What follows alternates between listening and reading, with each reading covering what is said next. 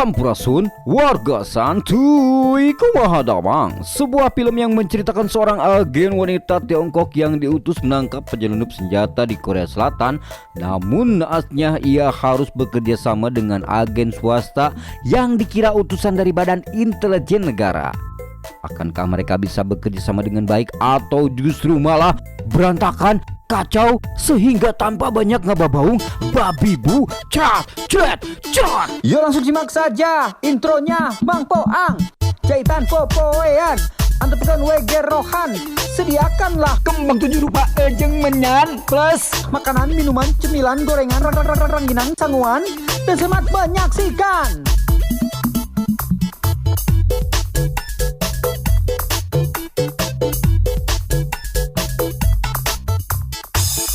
Duitna geus biasa, teboga kabogo geus biasa, teu make calana geus biasa, bogo karanata eta luar biasa. Sebuah penyelundupan senjata api berskala besar dilakukan di Cina untuk dibawa ke Korea Selatan. Namun aksi itu disadari pihak pemerintah sehingga beberapa polisi dikirim demi menghadang truk yang berisi senjata. Namun naasnya semua polisi dibantai malam itu. 托卡列夫，快点碰死我！知道了。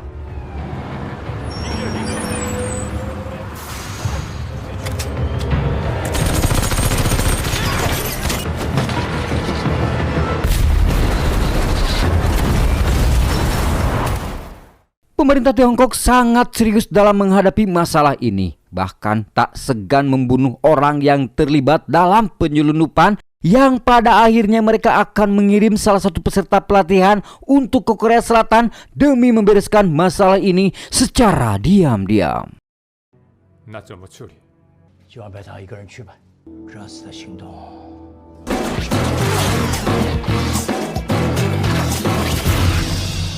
Sohan adalah seorang agen swasta Korea Selatan, di mana saat itu salah satu polisi yang kita sebut saja Odah ya, mengembalikan uang perawatan rumah sakit yang pernah dibayar Sohan.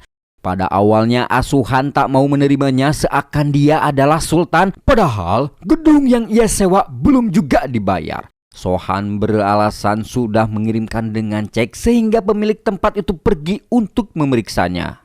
안 돌려줘도 되는데 내가 매번 이렇게 받으러 와야겠어? 제가 수표로 입금을 했거든요. 좋아요. Di sebuah restoran Cina yang berada di Korea Selatan, pertemuan dilakukan antara agen Yo yang berasal dari Tiongkok dengan agen yang masih tahap pelatihan. Wanita itu diberi identitas palsu yang bernama Yodahi. Kita panggil saja Nining ya, biar dekat. Dekat di mana atulah? Gispoku Tiongkok. Di mana misinya kali ini tak lain adalah menangkap penyelundupan senjata yang lari dari Tiongkok ke Korea Selatan. 이번 임무와 관련된 정보는 태블릿 확인하고 이번에는 백업해주는 팀이 없다. 혼자 해야 돼. Setelah itu, agen Cho menemui agen Ama yang merupakan seorang agen rahasia Korea. Tujuannya adalah meminta bantuan secara non-resmi untuk menangkap penyelundup senjata. 도와줄 거지? 비공식적으로 부탁할 일이 있는데. 오케이, 알겠습니다. Setelah bernegosiasi, akhirnya agen Ama mau membantu dengan tawaran akan dikenalkan dengan informan Rusia. Dan saat itu kebetulan sedang dilakukan sesi spesial untuk penonton dengan pasangannya, yang tanpa sengaja mereka tertangkap kamera dan diberi sorakan untuk ciciuman. Do you understand ciuman? Aduh, cekang Prima itu tadi adu pamatuk, ngarunya kelambe, DSB, dan saya bingung. 오랜만이야 신기루 요원. 비공식적으로 부탁할 일이 있는데 도와줄 거지? 러시아 쪽 정보상 하나 소식해줄게. Setelah itu agen Ama menemui Sohan untuk menyewa tempatnya yang nanti akan dijadikan markas sementara untuk misinya. Dan ketika di perjalanan pulang, agen Ama sempat menyelamatkan kereta bayi milik nenek-nenek yang tergelincir ke jalan.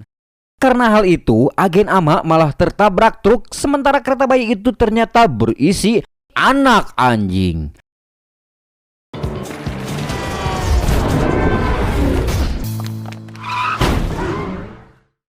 Pada keesokan harinya, Nining pun datang ke kantor Sohan yang kini dijadikan markas mereka. Di mana Nining mengira bahwa Sohan adalah agen yang diutus untuk membantu dirinya. Sohan yang melihat uang secara otomatis mengikuti Nining demi mendapatkan bayaran mahal meskipun ia tidak tahu pekerjaan apa yang harus ia lakukan. 到这个结局去，我情愿的人，我是想帮你的。 아 근데 내가 무슨 일을 하는지 자세히는 못 들은 거야. Nining yang merasa tempat itu tidak aman untuk menjelaskan misinya pun diyakinkan oleh Sohan dengan mengatakan bahwa tempat itu sangat aman. Sehingga Nining mulai menjelaskan semuanya. Namun tiba-tiba pemilik tempat kembali muncul untuk menagih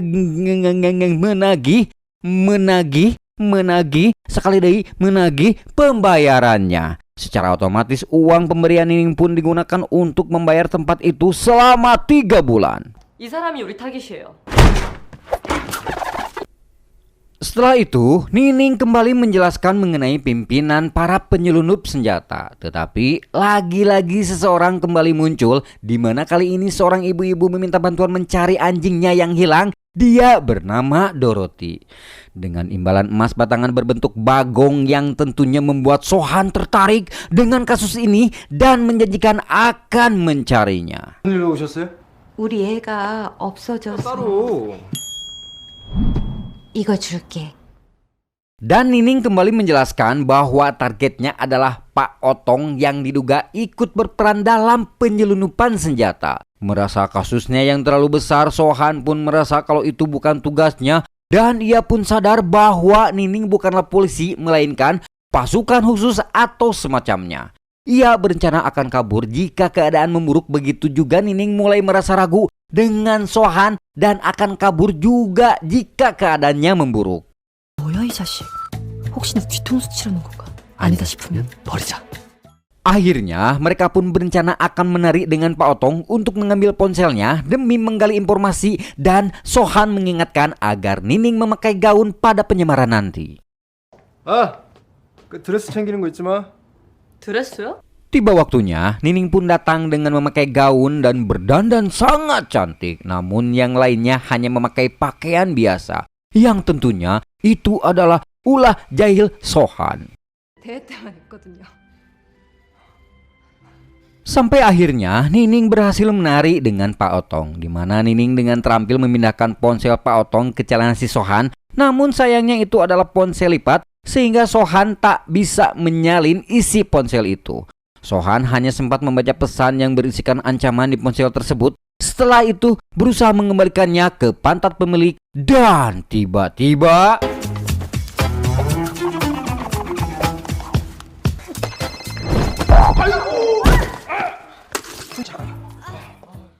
Pak Otong mendapatkan telepon dari seseorang. Namun tiba-tiba pria misterius itu menyuntikkan sesuatu ke lehernya yang mengakibatkan ia tewas saat itu juga. 넌 뭐 하고 있었어?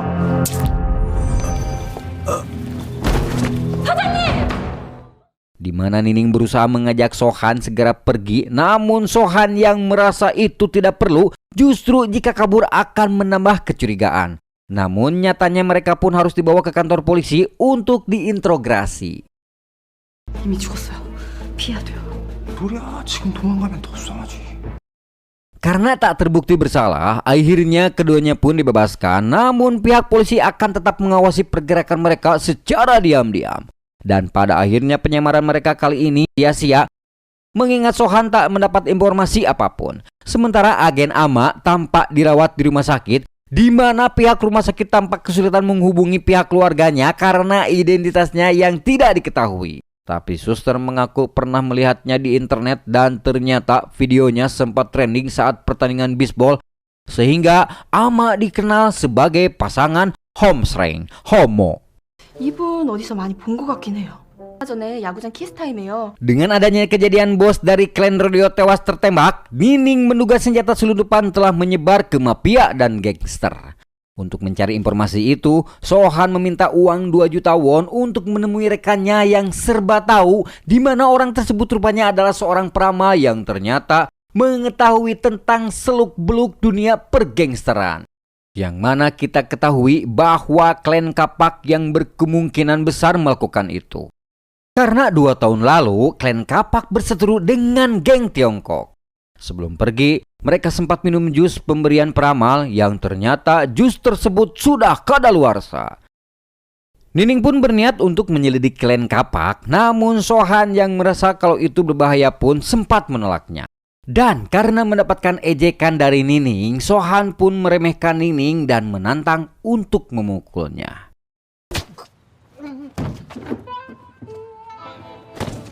Akhirnya mereka menemui ketua klan Kapak di mana Sohan sempat memborgolnya dengan borgol terbaru miliknya. Di tengah perbincangan tiba-tiba segerombolan orang datang menyerang tempat itu dengan senjata api. Sohan sempat melumpuhkan salah satu dari mereka, namun Nining mengira Sohan telah tertembak ketika Nining melihat ada darah pada bajunya. Tapi ternyata noda darah tersebut merupakan bekas darah dari pukulan Nining sebelumnya. 그렇게 비협조적으로 나오면 체포하는 수가 있어.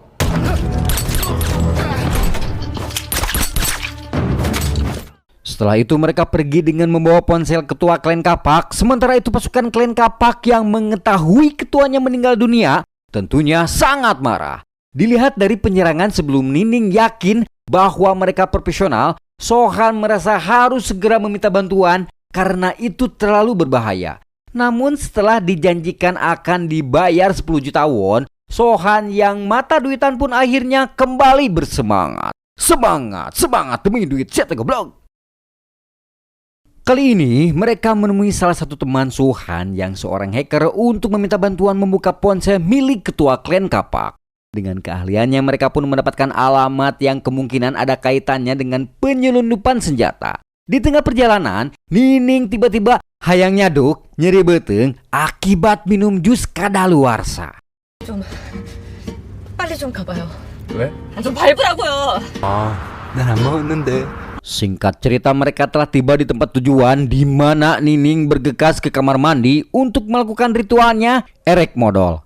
Saat itu kepolisian telah memeriksa lokasi penyerangan terhadap klan Kapak dan mendapatkan rekaman CCTV Nining dan Sohan di tempat itu.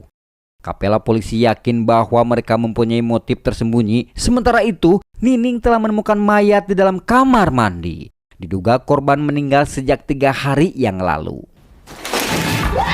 저 정도면 3일은 넘은 거라고요. 그런 것도 몰랐어요? Setelah memeriksa identitasnya, dia adalah Pak Kim, seorang kepala keamanan sekaligus maklar penyelundupan senjata. Di dalam ponsel Pak Kim petunjuk kembali ditemukan dari daftar VIP yang bernama Direktur Jun.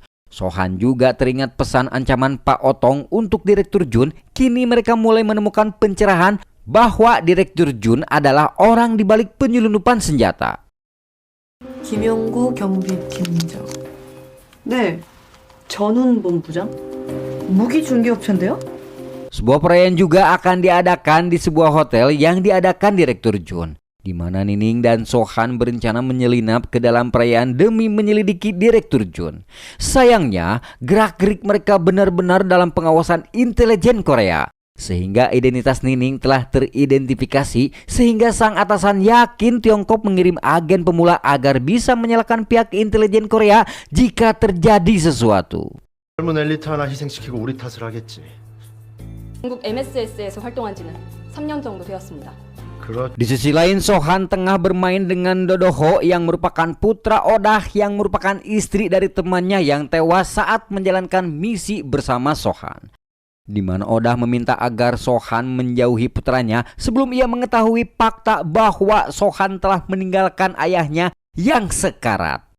Tiba waktunya Sohan dan Nining datang mengikuti perayaan di sana. Sayangnya jas yang dipakai Sohan sama dengan taplak meja. Sebelumnya Sohan telah melaporkan ke polisi tentang mayat yang ditemukan sehingga kepolisian melakukan olah TKP di tempat mayat itu ditemukan. Sementara itu, Direktur Jun telah tiba. Keduanya pun mengaku sebagai anak adopsi dari Puerto Rico dengan memberikan sapaan sehingga Nining dapat dengan mudah memasang penyadap di baju Direktur Jun. Di waktu yang bersamaan, klan Kapak juga datang untuk membalaskan kematian pemimpinnya, di mana Direktur Jun mengkambing hitamkan klan lain sebagai pelakunya agar klan Kapak mau membeli senjata darinya.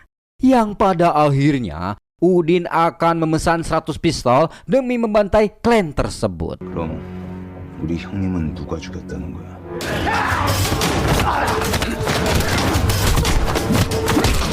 Hal itu tentunya terdengar jelas oleh Nining yang tak lama kemudian anak buah Direktur Jun sadar bahwa Sohan adalah pria yang sempat mengganggu penyerangan ketua klan Kapak. Здесь парень, который сломал себе нос. Он надел скатерть. Mendengar itu tentunya Nining mulai panik, berbeda dengan Suhan yang asik menikmati makanan mewah di sana. 들켰어요. 어서 피해야 돼요. Ketika hendak melarikan diri, mereka harus menghadapi pasukan Direktur Jun di mana Nining harus melawan pria berotot dengan terus memukulnya menggunakan tulang sapi sampai pingsan. Sedangkan Sohan harus melawan 3 lainnya. Walaupun berhasil mengalahkan musuh, mereka tetap harus menyerahkan diri dan harus diinterogasi oleh Direktur Jun. Sohan sebagai detektif swasta yang mengaku diajak Nining mencari Pak Kim yang telah tewas sebelumnya. Dia beralasan kehadirannya di markas klan Kapak dan di acara perayaan adalah untuk mencari Pak Kim.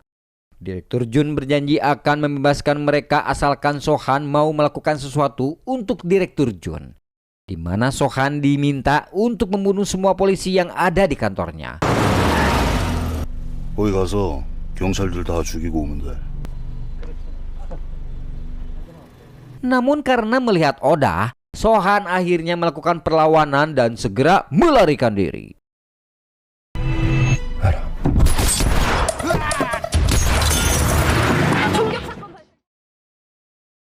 Kejadian itu tentunya membuat polisi segera bertindak, di mana Sohan yang kembali ke hotel untuk menjemput Nining, namun sayangnya tidak ditemukan sehingga Sohan harus tertangkap polisi yang mengepung tempat itu. Alhasil Sohan yang dibawa ke kantor polisi untuk diinterogasi.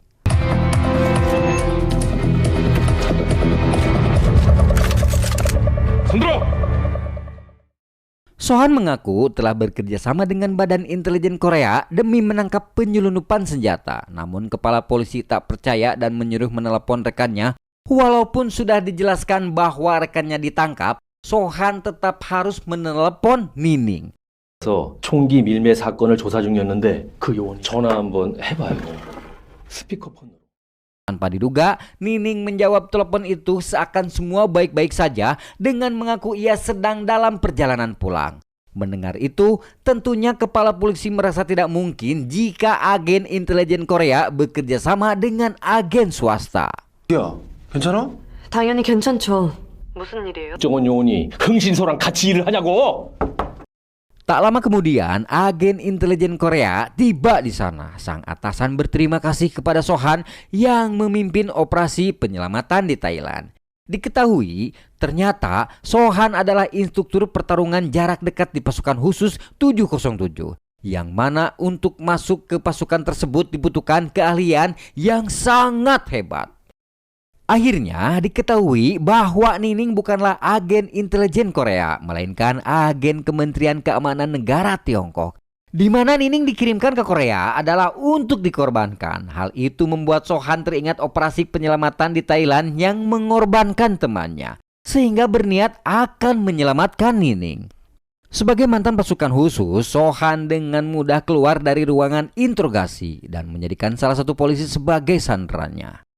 Pada akhirnya kepala polisi harus menyerahkan mobil barunya demi keselamatan rekannya.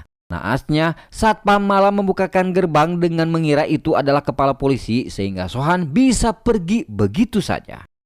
너 대체 원하는 게 뭔데 그래? 차키.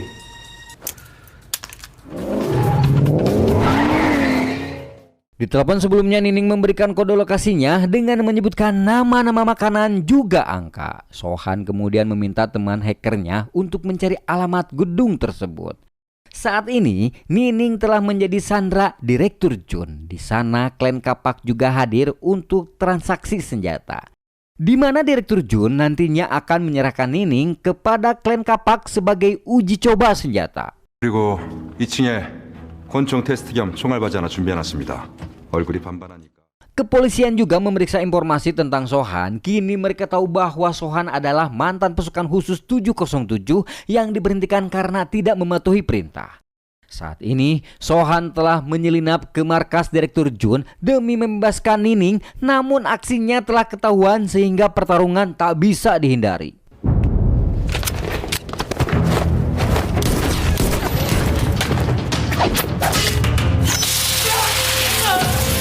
Keterampilan Sohan dalam pertarungan jarak dekat tentunya membuat lawan kewalahan.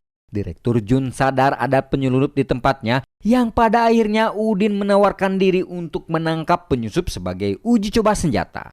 Kini Nining dan Sohan harus melawan klan kapak sekaligus pasukan Direktur Jun. Setelah itu pertarungan kembali dilanjutkan.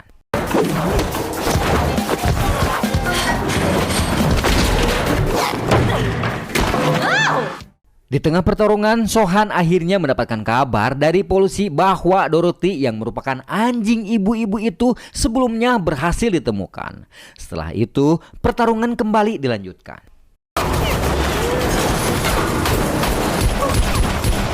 Sohan dan Nining menghabisi semua pasukan klan kapak dan juga pasukan Direktur Jun satu persatu. Nining sempat tertangkap Udin, namun dengan mudah mereka bisa mengembalikan keadaan dan mengalahkannya.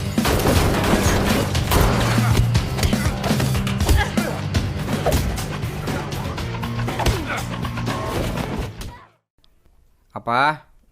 Papi. Ya bentar ya, papinya lagi kerja dulu. Biar cepat pulang tuh. Tuh.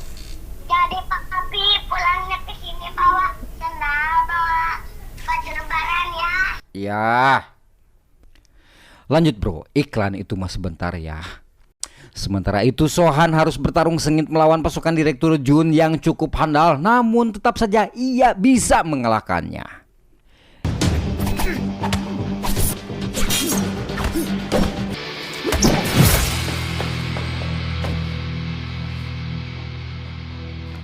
Di akhir pertarungan mereka harus melawan satu lagi pasukan Direktur Jun. Pada awalnya Sohan diajak untuk berduel, namun karena tak mengerti bahasanya, Sohan tanpa sengaja menembaknya. Давай розпіробся, Сольги. Возьми мой нож. Pada akhirnya Direktur Jun telah ditangkap dan dimasukkan penjara bersama si Udin juga pasukannya. Sedangkan Sohan juga harus bertanggung jawab atas semua kekacauan yang telah dibuatnya. 그래도 중국과 공조를 해서 사건을 해결했다는 점에 대해 그럼 좀 빼내주시든가. 한 가지 방법이 있기는 합니다. 저희 쪽 블랙 요원이 되는 거예요. Sohan ditawari atasan intelijen Korea untuk bergabung dengan mereka untuk menjalankan misi. Dengan begitu ia akan dibebaskan. Pada awalnya Sohan menolaknya, namun akhirnya ia mau bergabung demi mendapatkan uang 200 juta won. Mata duitan kayaknya. Hejo setekan duitnya. 차라리 여기 10년 있는 게 낫지. 내가 몇 번이나 죽을 뻔했는데. 임무 완료 시 1억을 추가로 더 지급할 겁니다. Di tempat lain, putra Oda telah dirawat sebagai pasien kanker. Diam-diam, Sohan melunasi operasi kanker yang harus dibayar sehingga operasi bisa segera dilakukan. Tah, gininya ulah suudon, aing suudon wae nya, aduh hampura. Sementara itu, agen intelijen Korea akan melakukan operasi gabungan dengan Tiongkok. Sohan dan Nining kembali bertemu untuk menjalankan misi rahasia mengenai hilangnya Dorothy. Ternyata Dorothy adalah nama sandi mantan informasi KGB. Informasi seharusnya disampaikan kepada agen AMA, namun kini Dorothy maupun agen AMA tak bisa dihubungi. Dorothy biasa menyembunyikan micro SD di dalam emas batangan untuk menyerahkan informasi, sedangkan emas batangan berbentuk bagong pemberian Dorothy, Sohan jual yang kemungkinan micro SD itu ada di dalam sana. 그 황금돼지 어디 있어요? Misi Sohan dan Nining kali ini adalah penyamaran menjadi pasangan untuk menyusup ke tempat yang kemungkinan agen AMA dan Dorothy disekap. Yang padahal agen AMA saat itu sedang terbaring di rumah sakit. Pada akhirnya mereka akan pergi ke Rusia untuk menjalankan misi dan lagi-lagi Sohan mengajak berpakaian yang sangat aneh dan mencolok. Mengira kapal pesiar adalah tumpangannya, Sohan dan Nining segera naik, tapi sayangnya mereka akan naik perahu nelayan agar lebih mudah untuk menyusup. Dan film pun tamat. Pesan yang bisa kita ambil dari film ini adalah Anda harus makan, Anda harus tidur, Anda harus mandi biar wangi. Ternyambungnya garing. Baiklah, inti nama nyawanya. Semuanya sehat-sehat selalu, laloba duit, panjang umur.